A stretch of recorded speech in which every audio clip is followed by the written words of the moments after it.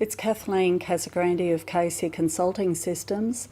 I've just had the pleasure of spending the day here at the Children's Contact Centre in North Brisbane, and I was just quite taken, I suppose, the word's taken, with the interaction that one of the dads has had with his two sons here, and it just reminded me about the sad demise of our dads in particular in our society these days, and how much they're missing out with the disengagement of our children with their dads and their mums sometimes. But for today, I've been with three fathers who have come visiting their centre, and they're just here.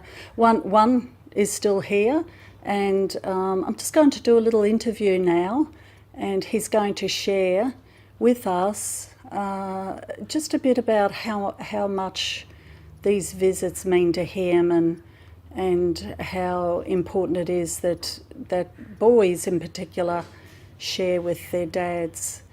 Here he is now. Thanks, Steve. Tell us, Steve, what led, not too much details and no names please, but what led to this situation between you and your boys having to come along to a contact centre? I mean, the contact centre's fantastic.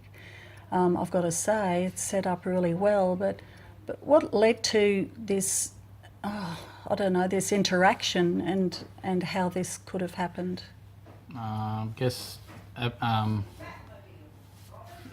person that you've been with for a long time putting accusations against you, and the way that the court system and the legal system works in this country, they tend to go on the cautious side at all times, which I guess is sometimes understandable, but when you know in yourself that you've done nothing wrong, and well, obviously no one's perfect, but not actually done what you've been accused of, I guess, and you've been through all the processes, but to see your children you need to come to a contact centre, sometimes it can be quite difficult to do that. You say the cautions of our system. What do you mean by that when you say to be cautious? Well, depending on what you've been accused of, but the court system seems to always go on the cautious side, on the safe side. So I guess, for instance, if you've been accused of pedophilia or sexual assault or sexual abuse or any of that sort of stuff from the other partner towards your children or anyone else, especially children, the court system automatically seems to go against, takes their word for it, I guess, and goes on the cautious side and has you come to a contact centre or have to be under supervision for you to see your children. So what you're saying is the caution is, in your case, obviously wrongly accused. However, the court and those who are, in inverted commas, judging you, take the side of those who are damaging your reputation. Yeah, I'd say that's... I mean, you can, when you're involved with the court system, you can see why they do it and why it happens, I guess. But when you've been put through the processes and had to go and do interviews and I guess being poked and prodded by lots of different agencies, and you've come out clean and you can stand up tall and know that you haven't done those things. And you also, your children are your biggest doubters or believers. They know you can't cheat a child. You can ask them a question, they'll tell you the truth. So when your children know you haven't done wrong by them and they're happy to spend time with you and want to spend time with you and ask why they have to come either to a contact centre or be under supervision by any means, I mean, you can't control a kid, and especially when you only see them, some people once a fortnight and that's it for a couple of hours. Exactly. And I've got to say, Steve, that I was the privileged one observing you today, and the energy that you're outside and you're riding your scooters and you're bouncing and your boys are climbing all over you and they were laughing and there was so much fun and I could tell that the energy that you had for them was Well, I remembered my own children when they were with their dad when they were little. Mine are all grown up. They're probably your age now. But the strength that you had with them, I'm not saying women don't have that strength, but it's just a different energy. And I don't think that ever a dad can be replaced by anyone else. The No. natural dad. I think that's right too. Like, you know, to me, a mother is a mother. Like, obviously, they want equal. There's equal rights and all that sort of stuff, but we're made up of different things. So, no disrespect, but women are made to do some jobs, and men are made to do other jobs. Well, and exactly. I mean, it doesn't matter where you come from or what you do. There's some things that we can't produce children. That's it. You know, I know exactly. So there's differences between us, but the hardest thing I find is when the court system says that children need both parents in their life, but then on the other hand, the court system's the one that dictates to either parent when they can see them, speak to them, or what they can and can't do with their children. So on one hand, they're telling you to be part of their life, but on the other hand, they're actually contradicting themselves and they tell you what you can and can't do. Yeah, I know, it's sad, isn't it? It's like dads have to be cautious and careful about even how they speak and what they do, and it's almost like sometimes they're feeling guilty when they're not guilty. That and happens it's quite a lot. all that apprehension around their own kids even, and the kids pick it up. They're aware of that procedure. And it does happen both ways. Like, it's not just men or fathers. I believe it does happen both ways, and I've seen it. But I would say the majority of it is men being wrongly accused. And I guess when you've been involved with the court system, well, I've been in it 3 years now.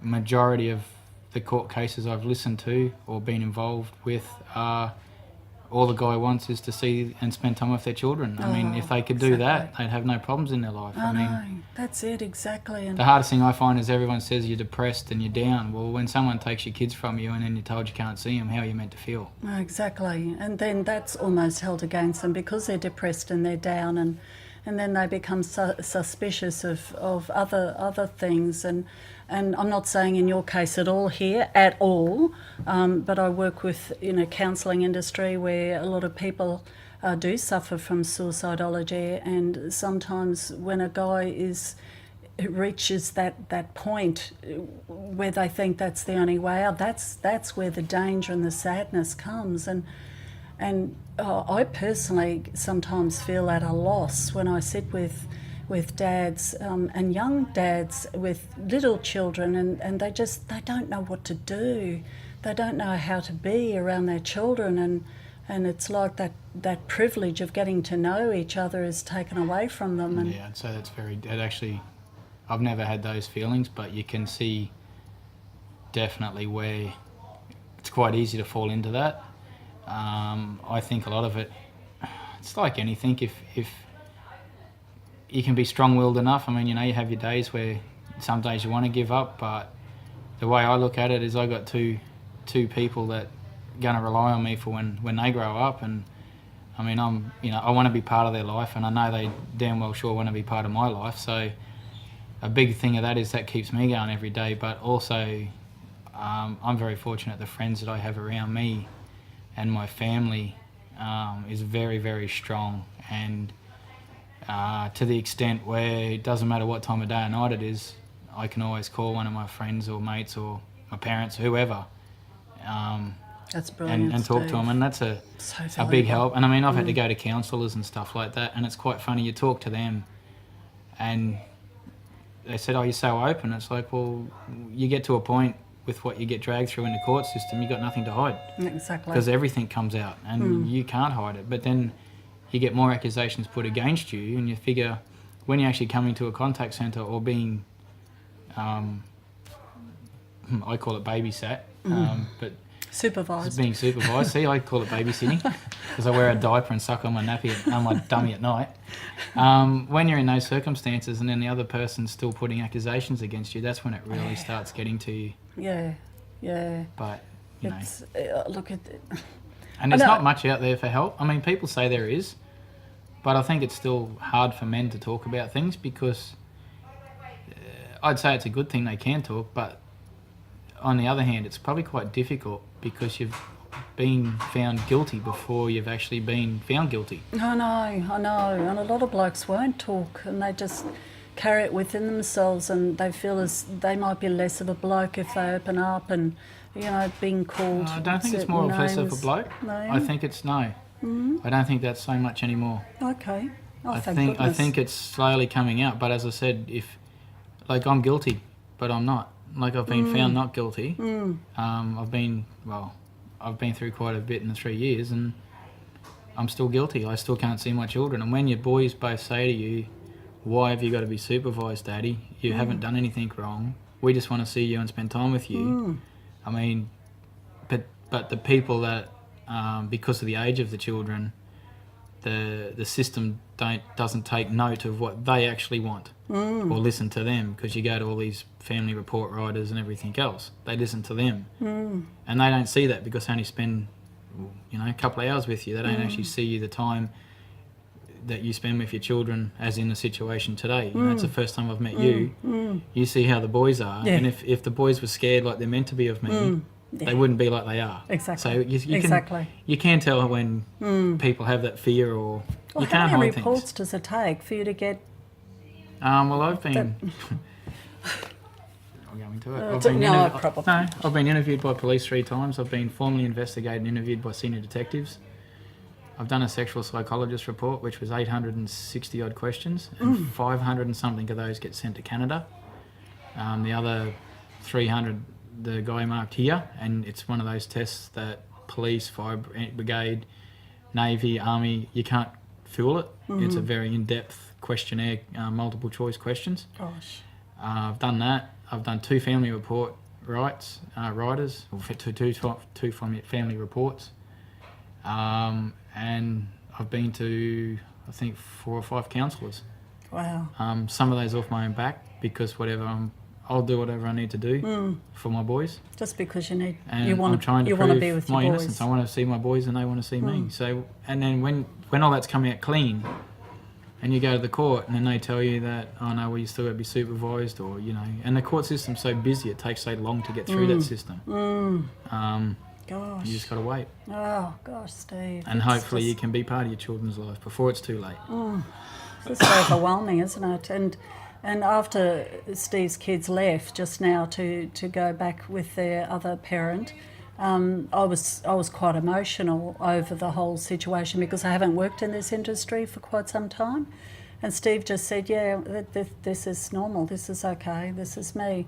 But before they left, they were planning the next time they were going to get together, and the planning of what Dad was to bring and what they were going to do. And clearly they were excited about it, which made them head off with a great, I suppose, is it response or farewell?